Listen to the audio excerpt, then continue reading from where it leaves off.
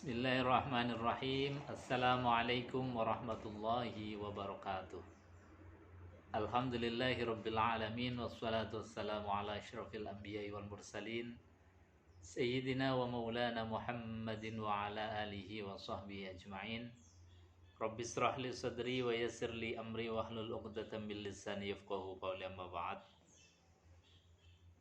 Qala Allah Ta'ala fi kitabihil karim wa huwa asdaqul qailin. A'udzu billahi samil alim minasyaitonir rajim. Bismillahirrahmanirrahim. Ya ayyuhalladzina amanu taqullaha haqqa tuqatihi wa la tamutunna illa wa antum muslimun. Shadaqallahul azim wa shadaqa rasuluhul karim wa nahnu ala dzalika minasyahidin walhamdulillahi rabbil alamin. Jamaah kaum muslimin muslimat rahimakumullah. Kita lanjutkan kajian tafsir Al-Qur'anul Karim. Masih pada surat Yasin ayat yang ke-33 sekarang. Bahwasanya Allah Subhanahu wa taala seringkali memberikan rambu-rambu, memberikan peringatan-peringatan ayat-ayatnya kepada kita, agar kita tidak terjerembab, tidak masuk ke dalam hal yang bisa menjadikan kita terperosok ke dalam neraka. Maka Allah memberikan ayat-ayat pelajaran kepada kita. Di antara ayatnya Allah sampaikan, wa ayatul lahumul ardul maitah ahyainaha wa akhrajna minha habban faminhu yakulun. Jadi Allah seringkali memberikan peringatan, ayat-ayat itu justru sesuatu yang ada di sekeliling kita. Jadi kalau kita dengan akal sehatnya itu mau mikir, itu sebetulnya apapun yang ada di sekeliling kita itu jadi peringatan, jadi tanda, warning terhadap perilaku dan perbuatan kita, agar tetap istiqomah di dalam ketaatan, agar tetap kita menuhankan Allah Subhanahu wa taala sebagai zat yang memang menciptakan dengan sempurna apapun yang ada di alam semesta ini. Makanya Allah sampaikan wa ayatun, dan termasuk ayat, tanda-tanda kebesaran Allah Subhanahu wa taala. Wa minal ayatil bahirah, yaitu di antara ayat-ayat Allah Subhanahu wa taala al-bahirah, yang begitu tampak besar nyata, wal alamatu zahirah, dan alamat atau tanda yang sangat jelas sekali, ad-dalatu ala kamali qudratillah wa wahdaniyati, dan menjadi dalil atas kesempurnaan daripada kudrahnya Allah Subhanahu wa taala, dalil atas kuasanya Allah Subhanahu wa taala, wa wahdaniyah, dan dalil tentang keesaan Allah. Jadi kalau kita melihat apapun di sekeliling kita itu pasti akan melihat bahwa Allah itu maha kuasa, Allah itu maha esa. Kuasa karena menciptakan dari sesuatu yang asalnya tidak ada menjadi ada, dari sesuatu yang menurut logika manusia itu nggak mungkin menjadi mungkin. Itu kemudian tampak sekali kuasanya Allah Subhanahu wa taala. Apalagi di zaman kita sekarang ini luar biasa. Anomali cuaca saja yang biasanya bulan-bulan seperti sekarang, bulan Juni ini biasanya lagi panas-panasnya, lagi kita kekurangan sumber air bersih. Tetapi justru sekarang ini bulan Juni malah seperti musim penghujan. Jadi hampir tiap hari ada hujan, hampir tiap hari itu mendung. Ini seperti betul-betul Allah menampakkan kudrahnya, kuasanya Allah Subhanahu wa taala, bahwa Allah itu ala kulli syai'in qadir, terhadap sesuatu apapun itu maha kuasa. Jadi bagaimana hebatnya manusia itu masih tetap harus tunduk kepada kuasanya Allah Subhanahu wa taala. Jadi ayat yang Allah sampaikan itu ad-dalatu ala kamali qudratillah. Ini menjadi dalil tentang kuasanya Allah Subhanahu wa taala wa wahdaniyatih, dan juga dalil tentang keesaan Allah. Keesaan Allah bagaimana? Ini dunia masih tertata dengan rapi.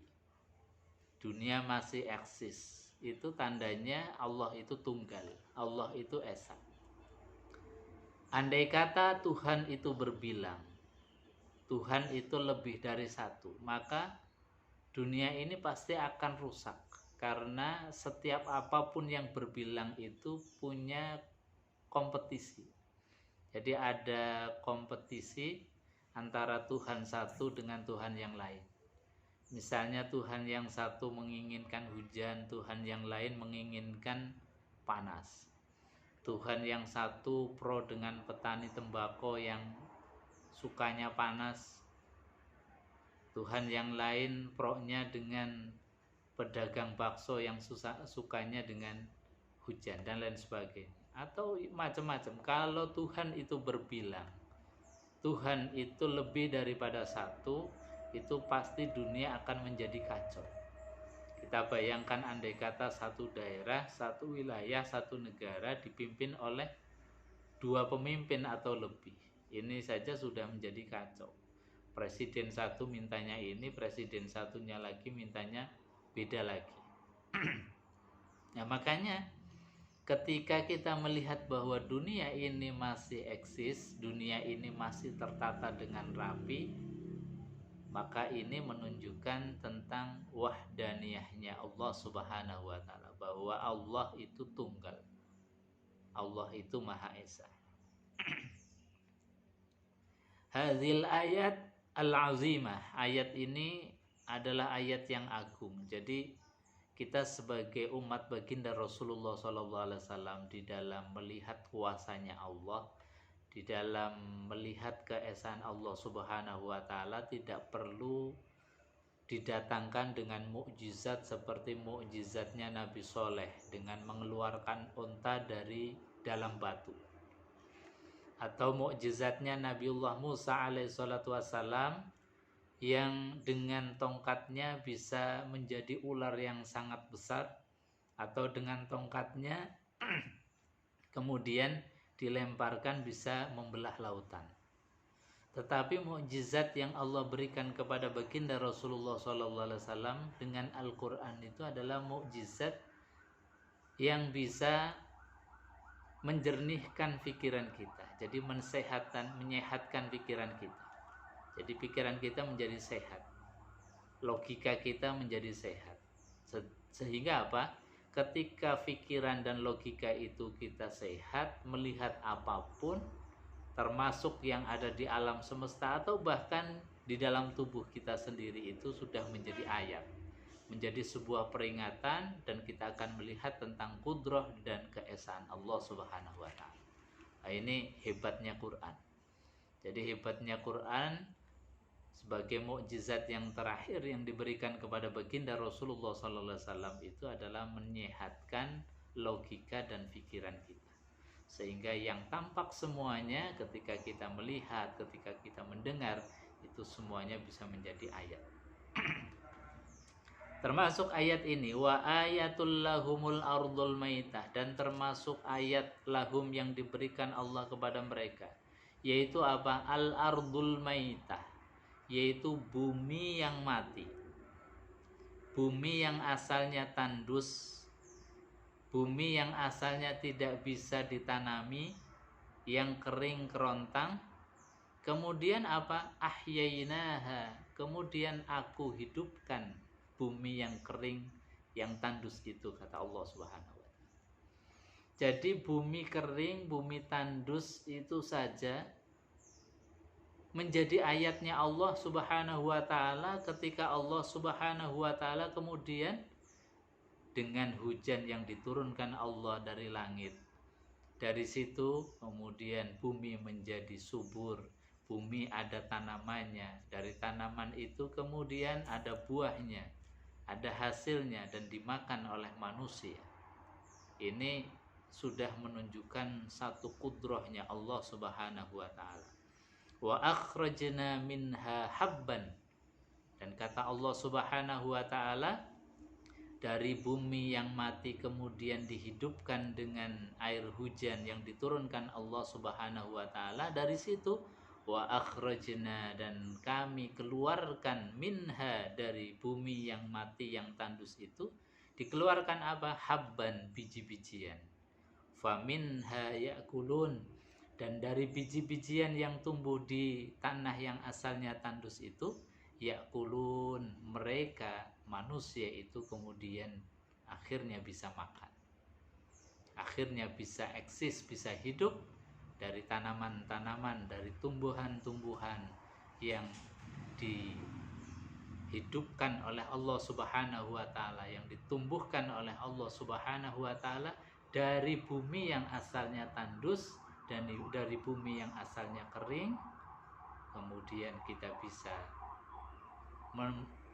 memetik hasilnya, kita bisa makan dari apa yang kita tanam. Ada buah-buahan, ada biji-bijian, dan alhamdulillah sampai sekarang kita tidak kekurangan daripada bahan makanan. Kaum muslimin muslimat rahimakumullah. Artinya apa? Bahwa setiap kali kita melihat pohon, setiap kali kita melihat tanaman, maka logikanya harusnya kita terima kasih kepada Allah Subhanahu wa taala biqauli alhamdulillahirabbil alamin. Maka tidak selayaknya kita suuzon kepada Allah. Tidak selayaknya kemudian kita berprasangka buruk, apalagi kemudian kita tidak bersyukur kepada Allah Subhanahu wa taala. Itu sangat jauh dari perilaku seorang hamba. Karena perilaku seorang hamba melihat apapun, termasuk ketika kita bisa makan dan kenyang dan kita tidak kekurangan apapun, maka mari kita bersyukur kepada Allah biqauli alhamdulillahirabbil alamin. Mudah-mudahan kita ditakdirkan oleh Allah Subhanahu wa taala dan digolongkan menjadi abdan syakur, hamba yang senantiasa mampu dan mau bersyukur kepada Allah Subhanahu wa taala. Amin ya rabbal alamin. Kita tutup majelis ini dengan doa kafaratul majelis. Subhanakallahumma wa bihamdika asyhadu an la ilaha illa anta astaghfiruka wa atubu ilaik. Assalamualaikum warahmatullahi wabarakatuh.